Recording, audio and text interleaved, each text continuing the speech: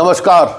ये चीख चिल्लाहट और रोने की जो आवाज़ आप सुन रही हैं वो एक ऐसे अभागी माँ क्या है जो कभी सपना देखा था कि हम अपनी बेटी को सरकारी बाबू बनाएंगे। जी हाँ, ये रोती बिलखती चीखती माँ कोई और नहीं, उस बीपीएससी शिक्षिका की माँ है जो अब इस दुनिया में नहीं है। शिक्षिका के साथ क्या हुआ, कौन जिम्मेवार है जो वो इस हद तक जाने का निर्णय ले लिया, ये तो खुद शिक्षिका समझ रही होंगी या फिर शिक्षिका के परिजन समझ रहे होंगे या फिर उसका हस्बैंड समझ रहा होगा। लेकिन अभी तक जो चीज़ें सामने आई हैं, जिस तरीके से सामने आई हैं, निर्णय लेने का वक्त आ गया है। और वो निर्णय ये है कि आप अपने बच्चों को आज़ादी दे दीजिए, आप अपने बच्चों को अपने भविष्य का निर्णय लेने की छूट दे दीजिए। जिस किसी के साथ जीने का वो निर्णय ले रही है उस निर्णय के साथ खड़े हो जाइए, नहीं तो आने वाले समय में हर दूसरा चौथा माँ इसी तरीके से पोस्टमार्टम हाउस के सामने रोते बिलखते मिल जाए तो कोई बड़ी बात नहीं होगी। क्योंकि आप अपने बच्चों को पढ़ाते हैं, आप अपने बच्चों को अफसर बनाने की बात सोचते हैं, आप अपने बच्चों को अपने पैर पर खड़े होने की हुनर सिखाते हैं। तो एक हुनर ये भी उनके हवाले कर दीजिए कि आप अपने जीवन साथी को खुद सुनो, तुम खुद निर्णय लो कि किसके साथ रहना है। क्योंकि माँ बाप आज जो निर्णय ले रहे हैं वो निर्णय अब एक अलग तरीके के रिश्तों के रूप में उभरना शुरू हो गया है। और बहुत कम ऐसे रिश्ते बचे हैं जहां आपसी रिश्तों में बेहतर समन्वय देखने को मिल रहा है। अब स्थिति तो यह है कि 100 में 90% जोड़ों के बीच किसी न किसी वजह से खटपट होना शुरू हो जा रहा है शादी होते ही। तो तय कीजिए भाई, अभिभावक को भी तय करने दीजिए, लड़कियों को भी, कि उसके जीवन में हमारी आपकी सिर्फ इतना ही भूमिका है कि उसको अपने पैर पर खड़े होने के लिए तन भी बेचना पड़े तो बेच दीजिए बेटी को, बाप को। उसको इस लायक बना दीजिए कि कोई उसको आर्थिक तौर पर एक्सप्लॉइट नहीं करे, कोई उसके निर्णय लेने में अर्थ बाधा नहीं बने। बस हमारी आपकी जिम्मेवारी इतना ही है कि हम उसको अपने पैर पर खड़े होने का हुनर सिखा दें और उसके बाद फिर जैसा उड़ान वो भरना चाहती हैं पूरी आज़ादी आप उनको दे दीजिए। क्योंकि इस बीपीएससी शिक्षिका ने जो निर्णय लिया है और जो सुसाइड नोट लिखी है, भले वो किसी पर आरोप नहीं लगाई है, न अपने हस्बैंड पर, न अपने ससुराल वाले पर, न अपने किसी नाते रिश्तेदार का, लेकिन बहुत सारी चीज़ें ऐसी हैं जो जता रही है कि अपने पारिवारिक जीवन, मतलब पति पत्नी के बीच के जीवन को लेकर वो सहज नहीं थी। पति आईसीआईसी बैंक में सीतामढ़ी में पोस्टेड था, पत्नी वैशाली में रहती थी और सोनपुर में जाकर वो पढ़ाती थी। तो ये जो जिंदगी का जो जद्दोजहद है और 3 माह की बेटी, हमें तो ये लगता है कि प्रिया ये तो तुमने बहुत गलत किया है। तुम्हारी माँ 2 वक्त की रोटी खाकर तुमको सरकारी बाबू बनाने के लिए अपनी पूरी जिंदगी का सारा अरमान दांव पर लगा दिया, भाई बहन रिश्तेदार नातेदार का शादी तक छोड़ दिया तुम्हारे लिए, हर खुशी के पल वो तुम्हारे हवाले कर दिया कि नहीं बेटी को हम सरकारी बाबू बनाएंगे। और तुम अपनी इस 3 माह के दूधमुही बच्ची को छोड़कर दुनिया से जाने का निर्णय कैसे ले लिया?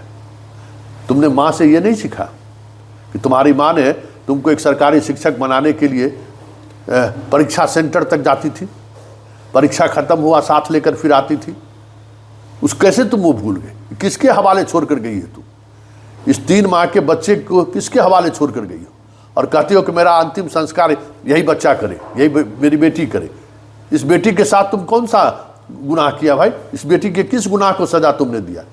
कौन सा इसका न्याय किए इस बेटी के साथ जो तुम कहते हो तुम इस बेटी का तो गुनाहगार हो? हमें हमारा हस्बैंड नहीं, हमारी बेटी हमको मुखाग्नि दे, क्या मतलब है भाई? जिस बेटी के 3 माह के बेटी को तुम कह के गए हो कि हमें मुखाग्नि दो, उस बेटी के साथ तुमने क्या किया? तुमको कभी माफ नहीं करेगी बेटी। जैसे जैसे बड़ी होगी तुमको ताना देगी, जैसे जैसे बड़ी होगी और इसके जीवन में जो झंझावट आएगा ना, उस हर झंडावत के साथ जो इसके आंख से आंसू निकलेगा ना, उस आंसू का एक एक कतरा तुम्हारे इस निर्णय को सवालों के घेरे में लाएगा।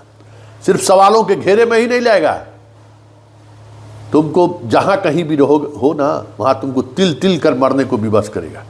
इस दुधमुही बच्ची ने क्या बिगाड़ा था भाई, जो उसकी सजा तुम दे दिए। हस्बैंड से हो सकता है तुमको नहीं पट रहा था, ससुराल वाले से नहीं पट रहा हो, तुम जिस स्कूल में पढ़ा रही थी वहाँ हो सकता है कुछ समस्याएं हो गई हो। जिंदगी तो झंझावट है, समस्याएं आती जाती रहती हैं, लेकिन उसकी सज़ा तुम इस बच्ची को क्यों दे दी? इसलिए गुनाहगार तो तुम हो। बड़ा इमोशनल चिट्ठी लिखी हो, उस चिट्ठी का समाज के मतलब सरोकार से कोई वास्ता नहीं है। समाज इस मामले को बड़ी दूसरे तरीके से देखती है। समाज तुम्हारे इस कृत्य के साथ दूर दूर तक खड़ा नहीं होगा। तुम्हारे परिवार वाले भले कह रहे हैं कि यह आत्महत्या नहीं हत्या है, हत्या के तौर पर इस मामले की जांच की जाए, जांच फाइल खुलेगी, चीज़ें चलती रहेंगी, लेकिन इस दुधमुहे बच्चे जैसे जैसे बड़ी होगी ना, तुम्हारे ऊपर पाप का बोझ बढ़ता जाएगा। क्या था, क्या ऐसा क्या हुआ जो तुम निर्णय लेने की स्थिति में नहीं रही? तुम अपने बच्चे का शक्ल नहीं देखी। जिस बच्चे को तुम्हारी दूध की जरूरत था, तुम उसको अभी तुम्हारे बगैर वो एक पल नहीं रह सकती है। क्या ये निर्णय लेने से पहले तुम्हें एक बार भी नहीं सोचा कि हम तो चले जाएंगे, इस बच्चे की क्या होगा? लेकिन एक सवाल और भी है कि आखिर बच्चे के रहते हुए इस स्थिति को समझते हुए भी आखिर ये शिक्षिका ये निर्णय क्यों ली? ये भी एक बड़ा सवाल है। आखिर क्या हुआ उसके जीवन में जो अपनी जीवन लीला समाप्त करने का फैसला ले लिया? अकेले रहती तो एक बात था, एक बच्ची भी जन्म दे दी है, 9 महीने तक उस बच्ची को पेट में पाली होगी। उस दौरान किस तरीके का कष्ट वो झेली होगी एक माँ ही समझ सकती है। इतना सब कुछ होने के बावजूद भी अगर वो दुनिया से छोड़ने का निर्णय ले रही है, तो उस निर्णय के पीछे कोई न कोई बड़ा गुनाह तो जरूर होगा। मतलब कुछ न कुछ ऐसी बात होगी जो उसको दिल दुखा दिया होगा। क्या है वो बातें? अब तो वो बातें गर्भ में रह जाएंगी, छुप जाएंगी, कहीं किसी जगह पर दफन हो जाएगा। लेकिन समाज के सामने एक बड़ा सवाल है, एक बड़ी चुनौती भी है कि आज के जनरेशन के बच्चे बच्चियों का जीवन बेहतर कैसे हो, उसका मैरिटल लाइफ बेहतर कैसे हो। इसके लिए जो स्वतंत्रता या जो आज़ादी बच्चों को चाहिए वो दीजिए, और उसके बावजूद भी परिवार कैसे साथ बना रहे, इसको लेकर हमें आपको नए तरीके से सोचने की जरूरत है। जरा सुनिए क्या कह रहे हैं उसके परिजन, उसकी बेटी ने क्यों ये कदम उठाया है। 1 सप्ताह पहले ये जो मरी है, इसकी सास 3 महीना की बच्ची को लेके वहाँ से कुछ विवाद करके अपने घर चले आए रसलपुर। उसके बाद रसलपुर 1 सप्ताह के बाद हम लोग को आज पता हुआ सुबह 8 बजे जो ये घटना घटी है। जब वहाँ जाके देखते हैं तो लाश मतलब उसका फांसी लगाए हुए था और उसका पूरा वजन जो था वो सीढ़ी पर था, मतलब यानी वो सीढ़ी पे अटकाए हुए था ऊपर, लेकिन ये मर्डर करके उसको अटका दिया। एक सुसाइड नोट भी देखा गया है। सुसाइड नोट वो कैसा है? वो सुसाइड नोट जो है वो हम लोग को अभी तक पता नहीं है जो उसका लिखा हुआ है क्या, लेकिन जो अपने आप में मरेगी वो क्यों ये लिखेगी जो हमारा लाश रसलपुर नहीं जाना चाहिए, हमारा लाश परवा होना चाहिए हाजीपुर। वो उसका कहना है जो हमारा आगे 2 महीना के बच्ची है, वो 3 महीना का बच्ची है, उससे आगे दवाई, हमारा पति का कोई गलती नहीं है। ये सब सुसाइड में लिखा हुआ है और वो मोबाइल के नीचे रखा हुआ है कुर्सी पर। अच्छा, मोबाइल में भी कुछ नोट्स वगैरह है जिसका पासवर्ड बता रही है सुसाइड नोट में? क्या के पास है कुछ एविडेंस है? उस सुसाइड में ही लिखे हुए है जो वो मोबाइल में भी हमारा सब सेव किया हुआ और मोबाइल में भी लिखा किए हुए। आप कौन हुए लड़की के? हम लोग गांव के मामा हुए, लड़की के ही मामा हुए। पहले से भी कोई तरह का विवाद वगैरह होता था कि शादी के पहले से विवाद हो रहा था? अभी तो बोल रही है उसकी माँ। नहीं, आपको बच्ची बताती रही होगी कि इस तरह के विवाद हो रही है। उसकी माँ बोल रही है जिसके पहले बराबर। मतलब कैसा टॉर्चर किया जा रहा था? यही, वो तो पैसा कमा रही थी।